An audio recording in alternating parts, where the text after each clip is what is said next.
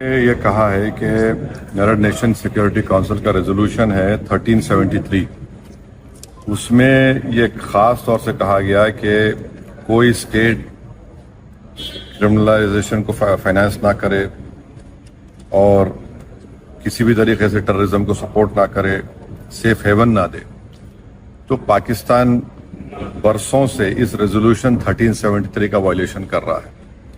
دوسرا، اگر آپ یونائیٹڈ نیشن کا آرٹیکل 51 پڑھیں گے، یہ ہم کسی اسٹیٹ کو دوسرے اسٹیٹ کے خلاف سیلف ڈیفنس میں ایکشن لینے کا اختیار دیتا ہے، اور اس میں ایک ورڈ ہے بیلیجرنٹ ریپرائزلز، اس کو ہم استعمال کرنا چاہیے، میں نے کہا.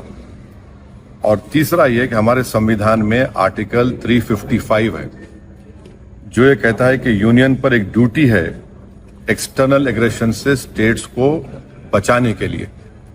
تو یہ تینوں چیزیں ہیں سرکار کے سامنے، اور وہ جو مناسب سمجھتے ہیں ان ٹیررسٹ گروپ کے خلاف، جس دیش میں ان ٹیررسٹ گروپ کو پناہ دی جا رہی ہے، مدد دی جا رہی ہے، ان کو پوری طاقت دی جا رہی ہے، ان کے خلاف ایکشن لے سکتے.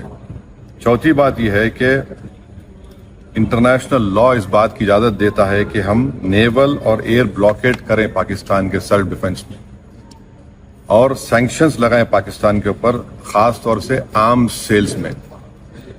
اس کے بعد میں نے یہ کہا کہ وہاں پر میڈوز میں آخر کیوں CRPF نہیں تھی وہاں پر، کیونکہ میں نے پوچھا ہے کہ جنوری میں CRPF کے 2 یونٹ کو ہٹا لیا گیا تھا وہاں سے. اسی سلسلے میں نے یہ بھی پوچھا کہ کوئک ری ایکشن ٹیم کو 1 گھنٹہ لگا اوپر پہنچنے کے لیے، جب تک یہ پورے شیاطین، یہ تمام ظالم لوگ وہاں پر مذہب پوچھ کر گولی مارتے رہے.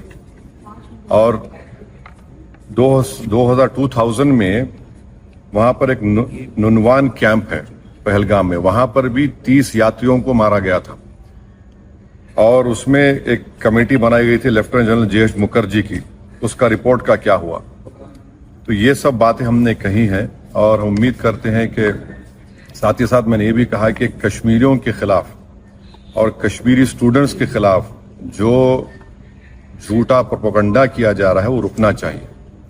اور اگر لوگ سوشل میڈیا میں یا ٹی وی چینل کے کوئی اینکرز ہیں، یہ بھی میں نے کہا اگر وہ ہندو مسلمان نفرت میں اضافہ کریں گے تو وہ لشکر طیبہ مسکرائے گا ان کے اوپر، پاکستان مسکرائے گا ان کے اوپر.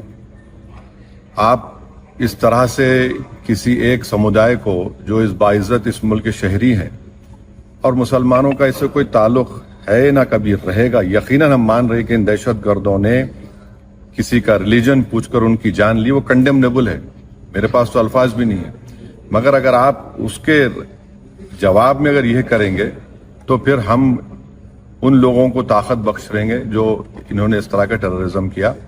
اب یہ سرکار کے اوپر ہے، اور ہم نے انڈس واٹر ٹریٹی کے بارے میں کہا کہ بہت اچھی چیز ہے کہ ہم نہیں بول دیے، مگر آپ بتائیے ہم پانی کہاں رکھیں گے؟ پانی تو کہیں رکھنا پڑے گا نا آپ کو.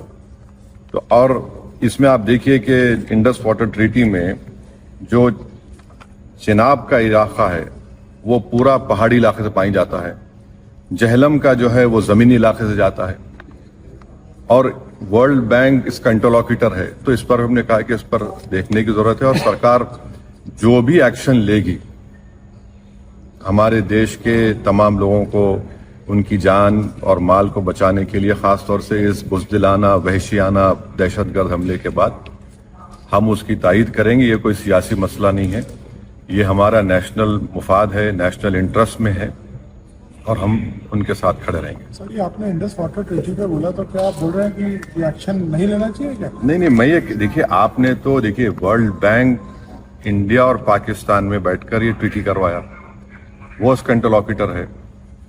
بھائی پانی کو کہاں رکھیں گے آپ؟ اچھا ہے آپ نے اچھا سٹیپ لیا، مانتے ہیں، پانی کہاں رکھیں گے آپ؟ اب بھائی ڈیم بنائیے نا. اسٹینڈنگ کمیٹی تھی، اس نے بھی اس کو کہا تھا کہ ان کو انڈس نہیں، اب وہ سمجھ جائیے. میں نے یہ کہا کہ آپ نے لیا ہے جو steps cabinet committee on security میں لیا آپ نے، ٹھیک ہے. اس خبر پر اپنی رائے ہمارے کمنٹ باکس میں ضرور دیں.